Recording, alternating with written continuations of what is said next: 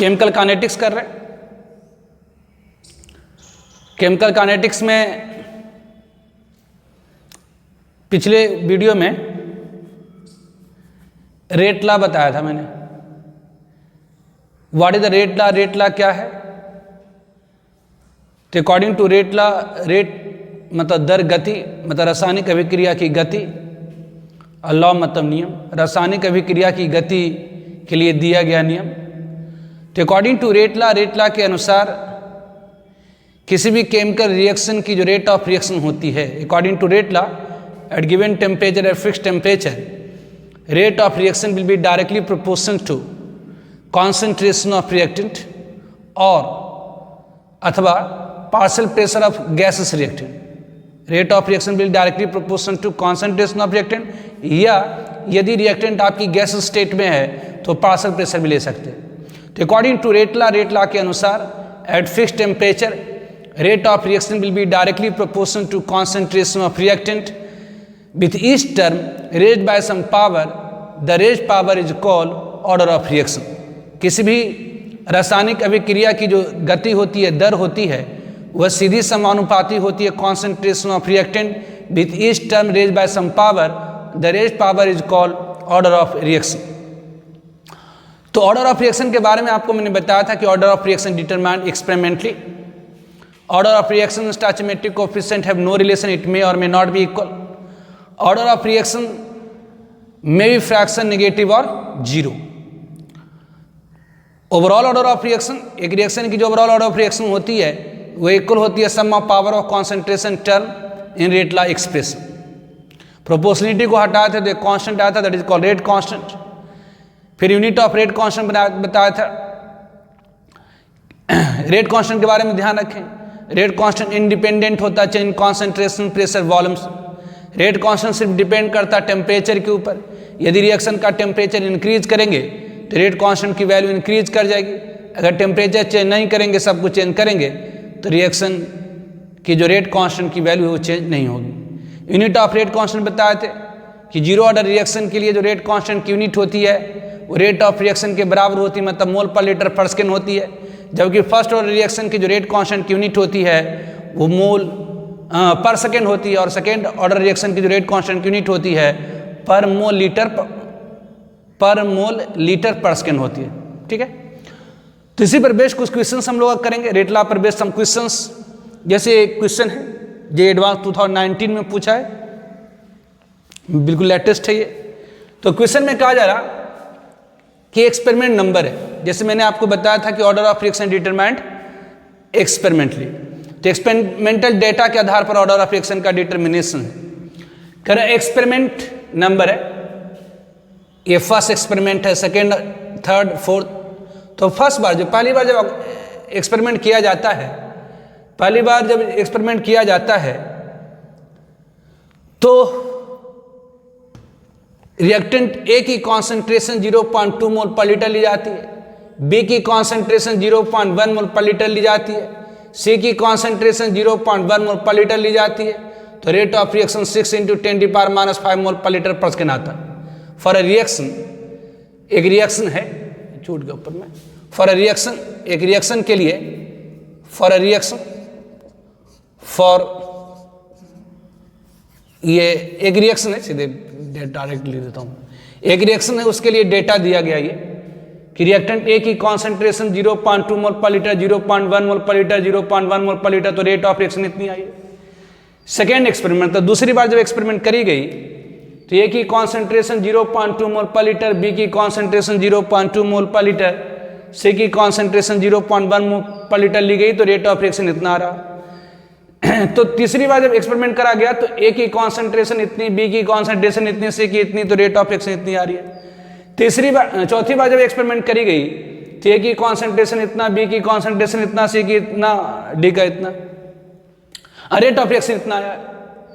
कर बताइए value of rate of reaction, कर इस रिएक्शन की रेट ऑफ रिएक्शन की वैल्यू बताइए यदि हम ए की कॉन्सेंट्रेशन इतना लें, बी की कॉन्सेंट्रेशन इतना लें और सी की कॉन्सेंट्रेशन इतना लें। कर the rate of reaction for A B, कर रेट ऑफ रिएक्शन जब हम ए की कॉन्सेंट्रेशन इतना लें, बी की कॉन्सेंट्रेशन इतना लें, सी की कॉन्सेंट्रेशन इतना लें, तो इतनी आती है। कर द वैल्यू ऑफ बाई कर बता इसमें बाय की वैल्यू क्या है। तो solution, given reaction, let the reaction is, यहां पर रिएक्टेंट कौन कौन सी है, तो ए है, बी है, सी है, ये आपस में रिएक्शन करके प्रोडक्ट दे रहा होगा। तो मान लेते रिएक्शन ये A plus B giving plus C giving us product.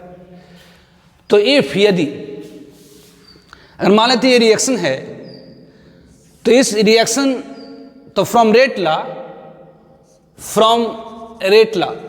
हम लोग क्या कहेंगे, तो रेट लॉ से कहेंगे कि रेट लॉ कहता है कि किसी भी केमिकल रिएक्शन की जो रेट ऑफ रिएक्शन होती है, रेट लॉ कहता है किसी भी केमिकल रिएक्शन की जो रेट ऑफ रिएक्शन होती है इक्वल होती है रेट कांस्टेंट के into concentration of reactant A to the power alpha, concentration of reactant B to the power beta, concentration of reactant C to the power gamma. अगर मान लेते कि ये रिएक्शन है, क्योंकि ए बी सी का data दिया गया रेट ऑफ रिएक्शन, तो मान लेते हैं कि कोई रिएक्शन इसमें रिएक्टेंट ए है, बी है, सी है। मान लेते इसकी स्टोइकियोमेट्रिक कोएफिशिएंट ए है, इसकी स्टोइकियोमेट्रिक कोएफिशिएंट बी है और इसकी स्टोइकियोमेट्रिक कोएफिशिएंट सी है।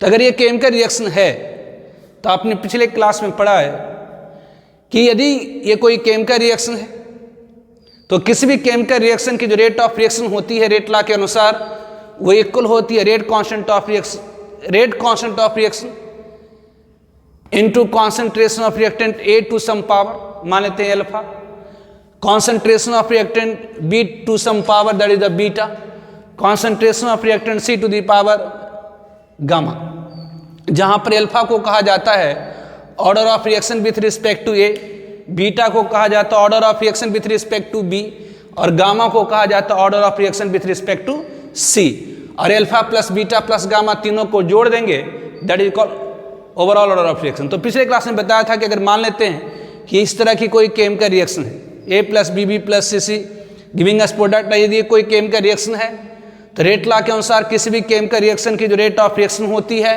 वो इक्वल होगी rate constant into concentration of reactant to some power that is called order of reaction B to the some power beta C to the power gamma. तो obviously हमें कह रहा है कि बताइए इसका रेट ऑफ रिएक्शन कब, तो जब ए की वैल्यू इतना, तो ए की वैल्यू इतना रख देंगे, बी की वैल्यू इतना रख देंगे, सी की वैल्यू इतना रख देंगे, लेकिन अल्फा बीटा गामा तो आपको पता ही नहीं। तो पहले हम लोग यहाँ क्या करेंगे, अल्फा बीटा गामा की वैल्यू पता करेंगे। कैसे, तो from data of experiment number, from data of experiments, experiment के डेटा से हम लोग पहले क्या करेंगे, तो अल्फा बीटा गामा की वैल्यू निकालेंगे, मतलब order of reaction with respect to A निकालेंगे, order of reaction with respect to B निकालेंगे, order of reaction with respect to C निकालेंगे। तो ऑब्वियसली कह रहा है कि फर्स्ट एक्सपेरिमेंट का डेटा कहता है कि यदि rate of reaction 6 × 10⁻⁵, rate of reaction 6 × 10⁻⁵ मोल पर लीटर पर सेकंड आती है कब, तो जब ए की कॉन्सेंट्रेशन 0.2 मोल पर लीटर लिया जाता है, बी की कॉन्सेंट्रेशन 0.1 मोल पर लीटर लिया जाता है और सी की कॉन्सेंट्रेशन 0.1 मोल पर लीटर लिया जाता है, दिस वन। उसी तरह से सेकेंड एक्सपेरिमेंट की डेटा बताता है कि जो रेट ऑफ रिएक्शन कितनी आ रही है, तो 6 × 10⁻⁵ मोल पर लीटर पर सेकंड आ रही है कब, तो जब ए की कॉन्सेंट्रेशन 0.2 मोल पर लीटर लिया जाता है, बी की कॉन्सेंट्रेशन 0.2 मोल पर लीटर लिया जाता है, सॉरी ये बीटा है ना, ये गामा। उस तरह से बी की कॉन्सेंट्रेशन 0.2 मोल पर लीटर लिया जाता है और सी की कॉन्सेंट्रेशन 0.1 मोल पर लीटर लिया जाता है, दिस वन। उसी तरह से रेट ऑफ रिएक्शन कितनी, तो 1.2 × 10⁻⁴ आती है कब, तो जब हम ए की कॉन्सेंट्रेशन 0.2 मोल पर लीटर लेते हैं, बी की कॉन्सेंट्रेशन 0.1 मोल पर लीटर लेते हैं और सी की कॉन्सेंट्रेशन 0.2 मोल पर लीटर लेते हैं, दिस वन एक्सपेरिमेंट। उसी तरह से रेट ऑफ रिएक्शन 9 × 10⁻⁵ मोल पर लीटर पर सेकंड आती है कब, तो जब हम ए की कॉन्सेंट्रेशन 0.3 मोल पर लीटर लेते हैं, बी की कॉन्सेंट्रेशन 0.1 मोल पर लीटर लेते हैं और सी की कॉन्सेंट्रेशन 0.1 मोल पर लीटर लेते हैं, दिस वन। तो basically from data of experiment के डेटा से आप कह सकते हैं कि रेट ऑफ रिएक्शन इतना आता है कब, तो जब ए की, ध्यान दीजिए हमने माना है ये डेटा के आधार पर हमने माना कि ये रिएक्शन है। रेट लॉ के अनुसार किसी भी केमिकल रिएक्शन की जो रेट ऑफ रिएक्शन होती है वो इक्वल होती है rate concentration of reactant A to the power alpha, B to the power beta, C to the power gamma, जहाँ पर alpha is the power of concentration of reactant A called order of reaction with respect to A, beta is the power of concentration of reactant B called order of reaction with respect to B, and gamma is the power of concentration of reactant C called order of reaction with respect to C. तो इस equation में हमने पहले क्या करा, तो experiment number 1 का data put करा, फिर हमने क्या करा, तो एक्सपेरिमेंट नंबर 2 का डेटा पुट करा, फिर हमने एक्सपेरिमेंट नंबर 3 का डेटा पुट करा, फिर एक्सपेरिमेंट नंबर 4 का डेटा पुट करा। इसको सॉल्व कर दीजिए। तो सॉल्व करिएगा, जरा देखिए, डायरेक्ट कर देते हैं अपन कि डूइंग, जरा देखिए यहाँ पर डूइंग, जब हम लोग इक्वेशन किसको, तो 2 को 1 से डिवाइड करिए। तो इक्वेशन 2 को अगर 1 से डिवाइड करिएगा तो क्या आ रहा, तो ये देखिए कैंसिल हो जाएगा जी। 60 बाय 60 डिवाइड करिए, मतलब 6 × 10⁻⁵ को 6 × 10⁻⁵ से डिवाइड करिए तो 1 हो जाएगा, इज इक्वल टू, देखिए ये आपका कैंसिल हो जाएगा। इक्वेशन 2 को 1 से डिवाइड करिए तो इसको इससे डिवाइड करिए, के को के से डिवाइड करिए कैंसिल, 0.2 अल्फा को 0.12 से कैंसिल, ये कैंसिल, तो क्या बच जाएगा, तो टू दी पावर बीटा बच जाएगा। मतलब ये क्या होगा, तो 1 को आप लिख सकते हैं to the power 0 is equal to to the power beta. इसे बीटा की वैल्यू कितनी हो गई, तो बीटा इज इक्वल टू 0 आ गया। ठीक है, ये बीटा इज इक्वल टू 0 आ गया। ठीक है, तो बीटा की वैल्यू क्या आया, तो 0 आ गया, इसलिए बीटा की वैल्यू कितना आ गया, तो 0 आ गया। ठीक है, बीटा की वैल्यू 0 आ गया।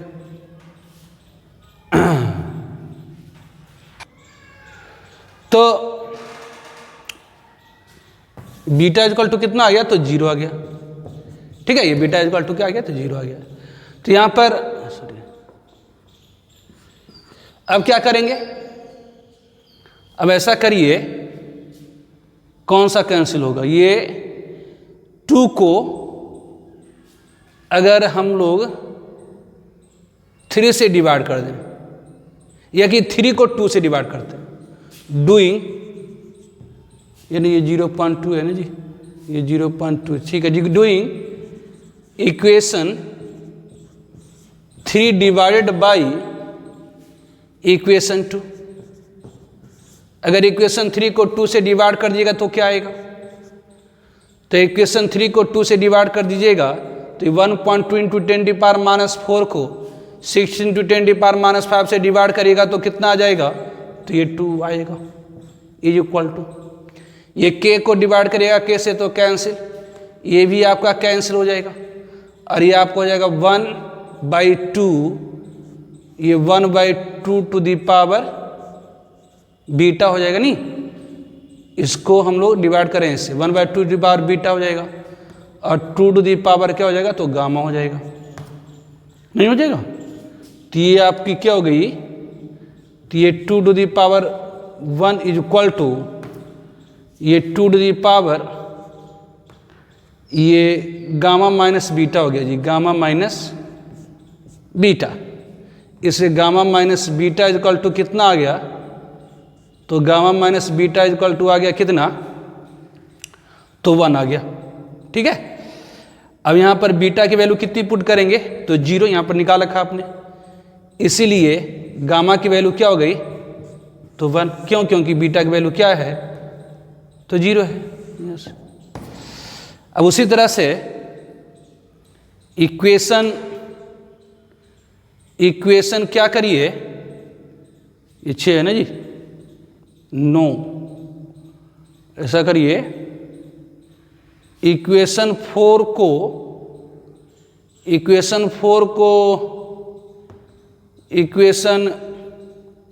2 से डिवाइड करिए, तो डूइंग इक्वेशन 4 डिवाइड बाई 0.1 कहाँ, चलिए इक्वेशन 1 से डिवाइड करते हैं, क्योंकि 0.1 कैंसिल हो जाएगा। तो ये इक्वेशन 4 को इक्वेशन 1 से डिवाइड करिए तो क्या बचेगा, तो इक्वेशन 4 को अगर इक्वेशन 1 से डिवाइड करिएगा तो क्या होगा, तो ये कैंसिल हो जाएगा, तो 9/6 मतलब क्या हुआ, तो 3/2 हो गया। ठीक है, अब आ जाइए इज इक्वल टू, ये के से के कैंसिल हो जाएगा, ये कैंसिल ये कैंसिल ये कैंसिल, तो बचेगा 3/2 टू दी पावर कितना, तो ये 3/2 टू दी पावर कितना, तो अल्फा बचेगा, ये बचेगा जी आपका। तो यह 2 दी पावर 2 यहाँ पर 1 हो गया, इसीलिए अल्फा की वैल्यू कितनी, तो 1 आ गई। तो अल्फा की वैल्यू 1 आया है ना। तो मान लिया कि ये रिएक्शन है, तो रेट लॉ के अनुसार किसी भी केमिकल रिएक्शन की जो रेट ऑफ रिएक्शन होती है इक्वल होती है rate constant to concentration of reactant A to the power alpha B to the power beta C to the power gamma. हमने क्या करा, तो इस इक्वेशन में इन सारे एक्सपेरिमेंट नंबर 1 का पहले डेटा पुट करिए, फिर एक्सपेरिमेंट नंबर 2 का डेटा पुट करें, फिर एक्सपेरिमेंट नंबर 3 का डेटा पुट करें, एक्सपेरिमेंट नंबर 4 का डेटा करें, और इसको डिवाइड कर करके निकाल दिए। अल्फा की वैल्यू 1, बीटा की वैल्यू 0, गामा की वैल्यू 1। मतलब अल्फा की वैल्यू 1 मतलब ए के रिस्पेक्ट में ऑर्डर ऑफ रिएक्शन कितना हुआ, तो 1, बी के रिस्पेक्ट में ऑर्डर ऑफ रिएक्शन कितना, तो 0, और सी के रिस्पेक्ट में ऑर्डर ऑफ रिएक्शन कितना, तो 1 आया। अब हम लोग करेंगे क्या, तो जो अल्फा बीटा गामा की वैल्यू आई है ना, उससे हम लोग इक्वेशन किसी एक इक्वेशन में पुट कर देते हैं, ठीक है। तो हम लोग करेंगे क्या, तो जो हम लोग करेंगे क्या, तो इक्वेशन जो फ्रॉम इक्वेशन 1 से चलते हैं, तो फ्रॉम इक्वेशन 1 से क्या होगा, तो कहेंगे जी इक्वेशन 1 से हो गया क्या, इक्वेशन 1 से हो गया कितना, तो 6 × 10⁻⁻5 इज इक्वल टू के 0.2 अल्फा की वैल्यू 1, 0.1 बीटा की वैल्यू 0, 0.1 गामा की वैल्यू कितना आया, 1। तो ये आपका खत कैंसिल हो गया, तो ये के की वैल्यू कितनी आ गई, तो 6 × 10⁻⁻5 अपॉन 2 × 10⁻⁻2 हो गया, नहीं हो गया, 0.1 0.1 0.2 तो इतना, तो हो गया 3 × 10⁻³ हो गया, के की वैल्यू आ गई। इसीलिए अब कह रहा रेट ऑफ रिएक्शन बताइए कब, तो जब ए की कॉन्सेंट्रेशन इतना, बी का इतना और सी का इतना है, तो are is equal to K × concentration of reactant A to the power alpha की वैल्यू आपने निकाला है 1, concentration of B to the power beta की वैल्यू आपने निकाला है 0, और सी की पावर में कितना, तो 1। तो इसलिए इक्वल टू रेट कांस्टेंट की वैल्यू आपने निकाला 3 × 10⁻³ इंटू ए का कॉन्सेंट्रेशन करा 0.15 लेने के लिए 1, बी का कॉन्सेंट्रेशन 0.25 लेने के लिए करा, तो ये बीटा की वैल्यू कितना 0, और सी का कॉन्सेंट्रेशन 0.15 लेने के लिए करा, तो 0.15 का पावर 1। ये तो अगर इसे हम लोग सॉल्व कर दें, तो आर इज इक्वल टू कितना आ जाएगा, तो ये हो गया जी, ये तो कैंसिल हो गया, ये 15 225 × 3 225 3 दूनी 6 6.75 × 10⁻⁻5 आ जा रहा है, इतना आ रहा है। और अगर इसे हम कंपेयर कर दें इसके साथ, है ना, करा कि रेट ऑफ रिएक्शन इतना आना चाहिए, तो कंपेयर करेंगे उसके साथ, तो इसको हम कंपेयर करें किसके साथ, तो कंपेयर विथ व्हाट, तो बाई इंटू 10⁻⁻5, देन बाई की वैल्यू कितनी आ जाएगी 6.75। तो कुछ नहीं है, इस तरह क्वेश्चन खूब पूछे जाते हैं जेईई के अंदर, जेईई क्या है, नीट में भी खूब पूछा जाता है, बोर्ड वगैरह में पूछता है जी, सीबीएसई बोर्ड वगैरह में पूछता है, स्टेट बोर्ड में भी पूछता है। तो कहने का मतलब ये एनसीईआरटी का पॉपुलर क्वेश्चन है ना, ये यहीं से रेट लॉ के बाद ये क्वेश्चन दिया हुआ है, एनसीईआरटी का ही एक्चुअली ये क्वेश्चन है, ये कोई बहुत जेईई एडवांस में आ गया इसका मतलब ये बहुत टफ नहीं है, ये सिंपल क्वेश्चन है, एनसीईआरटी बेस्ड क्वेश्चन है, और ऐसे क्वेश्चन खूब आए हुए हैं, बहुत बार आपको मैं बताने जा रहा हूँ और सारा क्वेश्चन। तो कुछ नहीं, जो एक्सपेरिमेंटल डेटा के आधार पर हमने माना कि अगर ये रिएक्शन है तो रेट लॉ के अनुसार ये इक्वेशन होगी, सारे एक्सपेरिमेंटल डेटा को पुट करके सॉल्व कर दिए, निकल आया, ठीक है। वन मोर क्वेश्चन, ये भी जेईई में पूछा हुआ है for the reaction A plus B products following data were obtained. करे रिएक्शन इसके लिए डेटा ऑब्टेन करी गई है। करे एक्सपेरिमेंट नंबर 1 में जब A की कॉन्सेंट्रेशन 0.1 मोल पर लीटर लिया जाता है, B की कॉन्सेंट्रेशन 0.2 मोल पर लीटर ली जाती है, तो रेट ऑफ रिएक्शन 0.05 मोल पर लीटर पर सेकेंड आती है। एक्सपेरिमेंट नंबर 2 में A की कॉन्सेंट्रेशन इतनी, B की इतनी ली जाती है, तो रेट ऑफ रिएक्शन इतना रहा। और एक्सपेरिमेंट नंबर 3 में A की कॉन्सेंट्रेशन 0.1, B की 0.1, तो रेट ऑफ रिएक्शन इतनी आ रही है। Find order of reaction with respect to A and B, find rate constant. तो ऑब्वियसली ये दिया हुआ रिएक्शन आपने पढ़ा रेट लॉ, तो फ्रॉम रेट लॉ आपने पढ़ा है, रेट लॉ कहता है कि किसी भी केमिकल रिएक्शन की जो रेट ऑफ रिएक्शन होती है वो इक्वल होगा rate constant K into concentration of reactant A to the power, यहाँ पर रिएक्टेंट A है, A टू सम पावर, मान लेते हैं पावर अल्फा। ये जो पावर है ये कहलाएगा order of reaction with respect to B to some power beta. तो रेट लॉ के अनुसार किसी भी केमिकल रिएक्शन की जो रेट ऑफ रिएक्शन होगी इक्वल होगी rate constant K into concentration of reactant A to some power, मान लेते हैं alpha, B to some power मान लेते हैं बीटा। तो बेसी from data of experiment number from experimental data, तो अगर हम लोग यहाँ पर एक्सपेरिमेंटल डेटा से जाएं, फ्रॉम एक्सपेरिमेंटल डेटा, अगर एक्सपेरिमेंटल डेटा से अगर आप जाएं तो क्या होगी, तो फ्रॉम एक्सपेरिमेंटल डेटा हम लोग कहेंगे कि फर्स्ट एक्सपेरिमेंट के डेटा से अगर आप जाइए तो रेट ऑफ रिएक्शन कितना है, तो 0.05 है, is equal to K into reactant A की कॉन्सेंट्रेशन कितना लिया गया, तो 0.1, इसके पार में क्या, तो अल्फा, और B की कॉन्सेंट्रेशन कितना लिया गया, तो 0.2 बीटा। तो from data of experiment number 1 की डेटा से आप जाइए तो रेट ऑफ रिएक्शन 0.05 मोल पर लीटर पर सेकेंड आती है। कब, जब A की कॉन्सेंट्रेशन इतनी, B की कॉन्सेंट्रेशन इतनी ली गई है। तो एक्सपेरिमेंट नंबर 1 के डेटा से आप कर सकते हैं इसी इक्वेशन पर। नाउ एक्सपेरिमेंट नंबर 2 के डेटा अगर पुट करें तो रेट ऑफ रिएक्शन कितना, तो 0.10 मोल पर लीटर पर सेकेंड आ रही है। कब, तो जब A की कॉन्सेंट्रेशन 0.2 लिया जाए और B की कॉन्सेंट्रेशन 0.2 लिया जाए,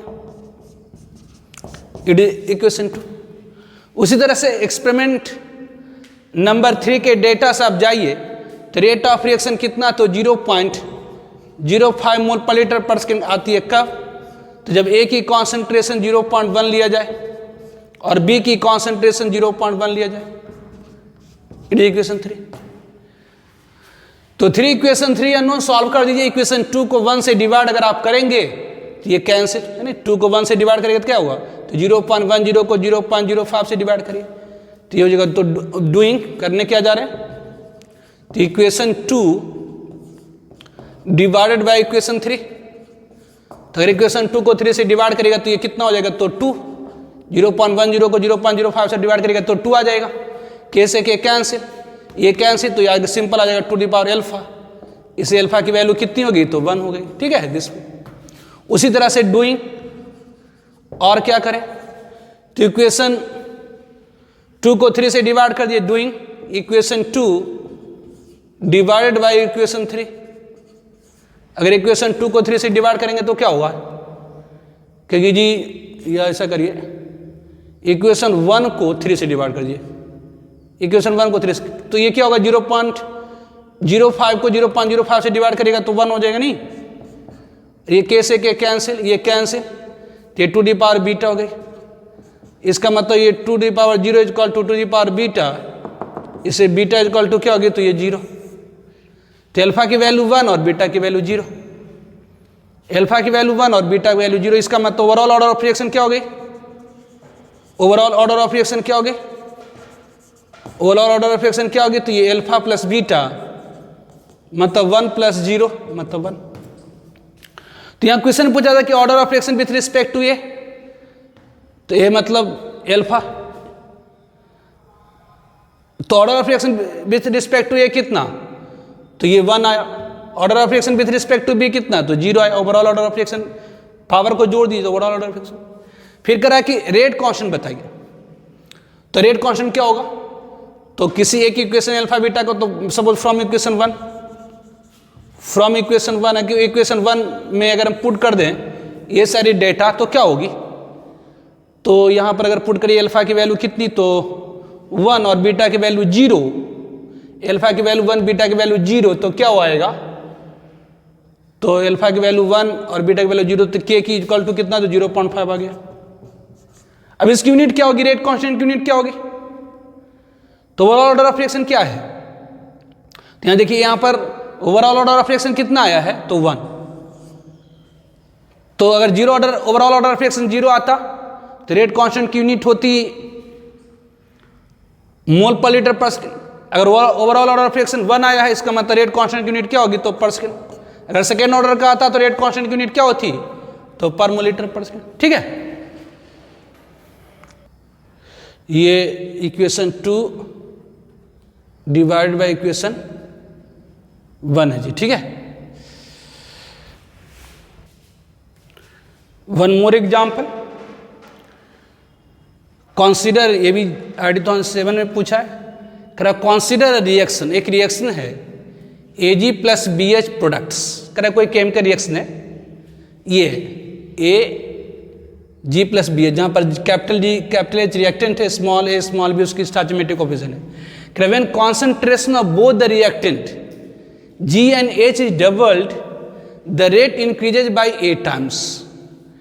करा जब हम G और H दोनों की कॉन्सेंट्रेशन को डबल कर देते हैं तो रेट 8 गुना बढ़ जाता है।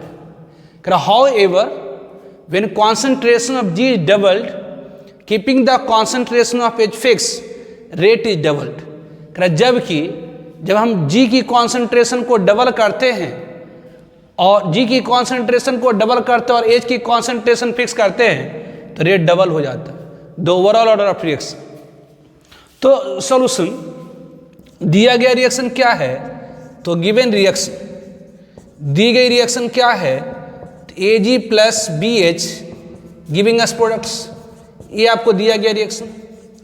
तो फ्रॉम रेट लॉ से आपने पढ़ा है कि किसी भी केमिकल रिएक्शन की जो रेट ऑफ रिएक्शन होती है, rate of reaction will directly proportional to concentration of each reactant raised with some power. मतलब अगर यहाँ पर आर रेट ऑफ रिएक्शन है तो इक्वल हो जाएगी किसके? तो rate constant K into concentration of G to the power alpha H to the power beta. ध्यान दीजिए, अल्फा अलग है स्मॉल ए से, बीटा अलग है स्मॉल बी से। अब आगे क्वेश्चन में कहा क्या जा रहा है, इसे क्वेश्चन 1 कर दीजिए। Now according to problem, problem का क्या रहा, क्वेश्चन का क्या रहा?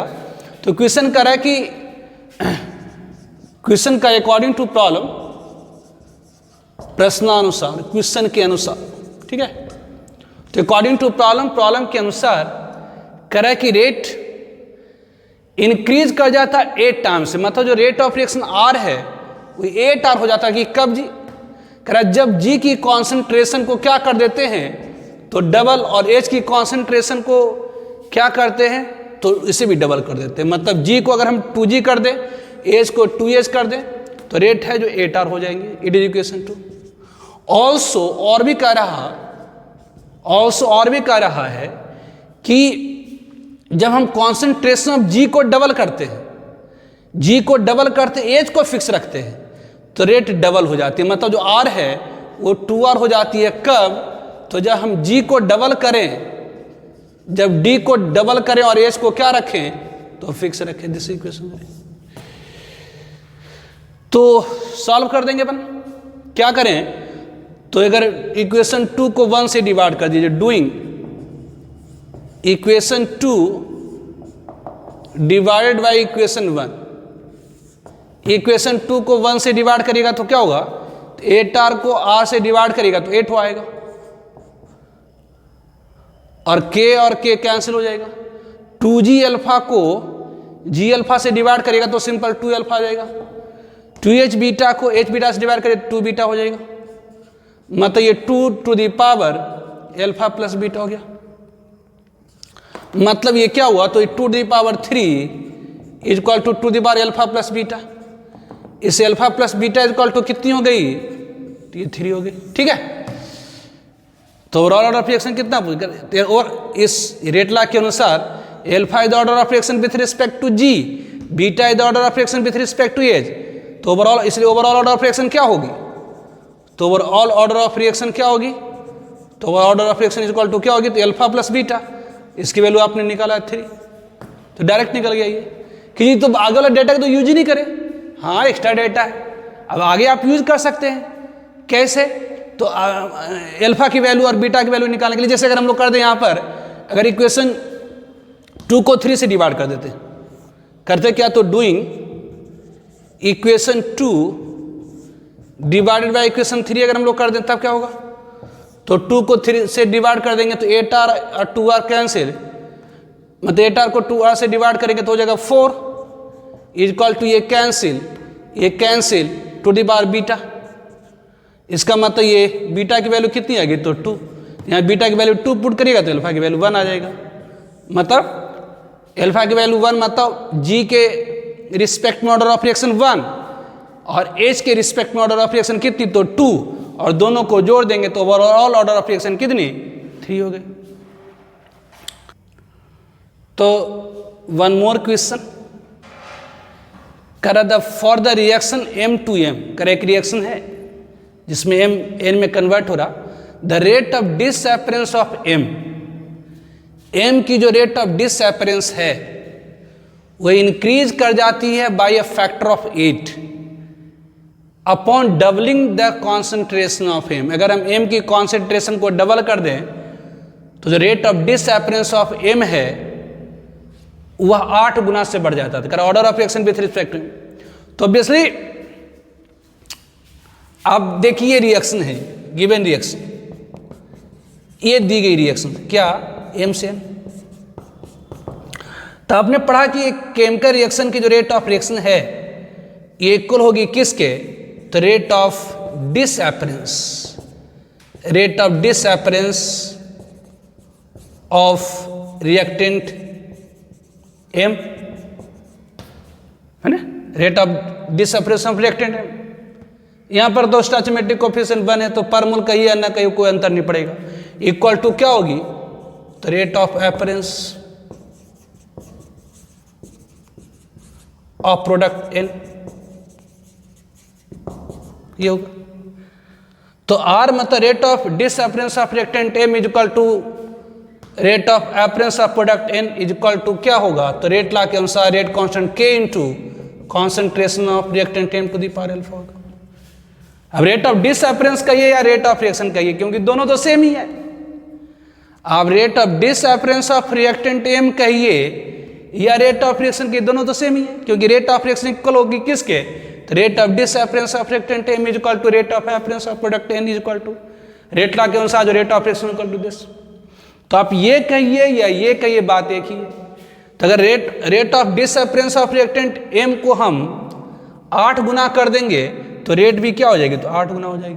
तो 8R इज इक्वल टू क्या हो जाएगा, तो K इंटू, तो यहाँ पर ये डायरेक्ट करते हैं R is equal to rate of disappearance of reactant M बराबर है किसके, तो रेट ऑफ रिएक्शन के लिए R इज इक्वल टू कर सकते हैं K into M to the power alpha, नहीं कहेंगे जिसमें rate of disappearance of reactant M equal है किसके, तो रेट ऑफ रिएक्शन के।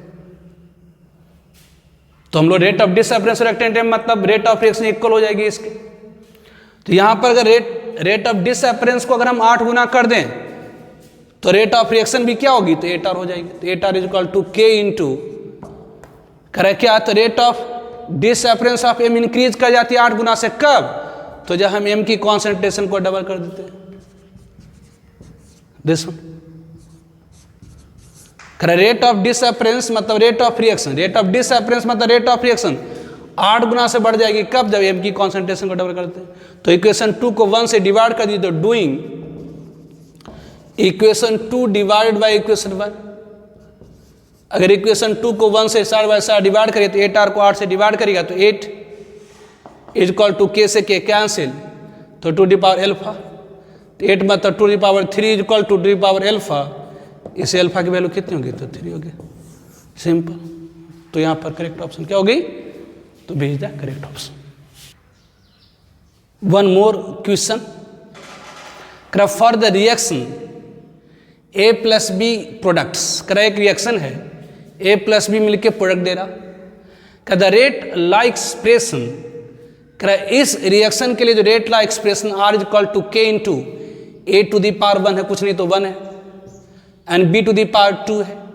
कह रहा if the volume of vessel is reduce, अगर हम वॉल्यूम ऑफ वेसल को रिड्यूस कर दे क्या, तो 1/3 of initial volume, then what will be the effect on rate expression. तो रेट एक्सप्रेशन के ऊपर क्या इफेक्ट पड़ेगी, ध्यान दीजिए यहां पर rate r is equal to rate constant के इंटू ये कॉन्सेंट्रेशन ऑफ ए है, पावर में 1 मतलब order of reaction with respect to A 1 है, बी टू द पावर 2 मतलब order of reaction with respect to 2 है, बी 2 है।